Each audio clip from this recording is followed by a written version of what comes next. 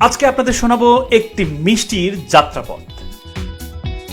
পারস্যের রাজকীয় রান্নাঘর থেকে যাত্রা শুরু করে মুঘল সাম্রাজ্যের পথ ধরে মিষ্টান্ন পৌঁছে যায় আমাদের উপমহাদেশে। এরপরই বাংলার মাটিতে পা রাখার সাথে সাথেই চায়ের আড্ডা ও উৎসবের অবিচ্ছেদ্য অংশ হয়ে ওঠে। বাইরে ক্রিপসি, ভিতরে জুসি, তেলে ভাজা খসখসে শব্দ আর গুড়ের মিষ্টি ঘ্রাণ নিয়ে আজ খুলে যাচ্ছে জিলাপির আসল রহস্য।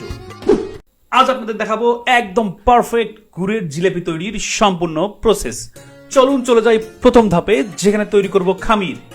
জিলাপির সফলতা নির্ভর করে খামিরের গুণগত মানের উপর। এই ধাপটি খুবই গুরুত্বপূর্ণ। শুরুতেই লাগবে ময়দা, হাইড্রোস, কর্নফ্লাওয়ার এবং পানি, যা সঠিক মাত্রায় দিতে হবে। হাইড্রোস খামিরকে ফুলিয়ে রাখবে, কর্নফ্লাওয়ার টেক্সচার দিবে এবং ময়দা তো জানেনি।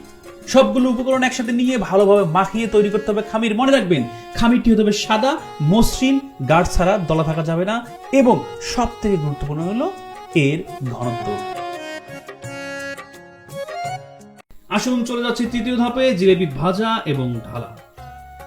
এখানে কিন্তু শিল্পীর হাতের আসল খেলা। আসুন খামির ঢালার পদ্ধতিটি দেখে আসি। কুপি বা পাইপিং ব্যাগের সাহায্যে খামির ঢালতে হবে। এখানে হাতের দক্ষতা এবং ধৈর্য দুটোই প্রয়োজন।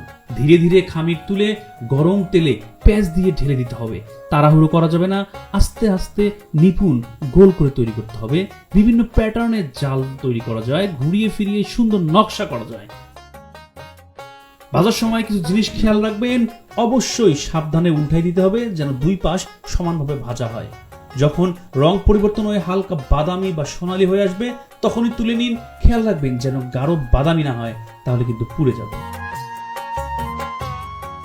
চলে যাচ্ছি পরের ধাপে, গুড়ের শিরা নির্বাচন। যেহেতু এটি গুড়ের জিলাপি হবে, তাই খাঁটি গুড় থেকে তৈরি করে নিতে হবে শিরা। শিরার ঘনত্ব হতে হবে মাঝারি, খুব পাতলাও নয়, খুব ঘনও নয়।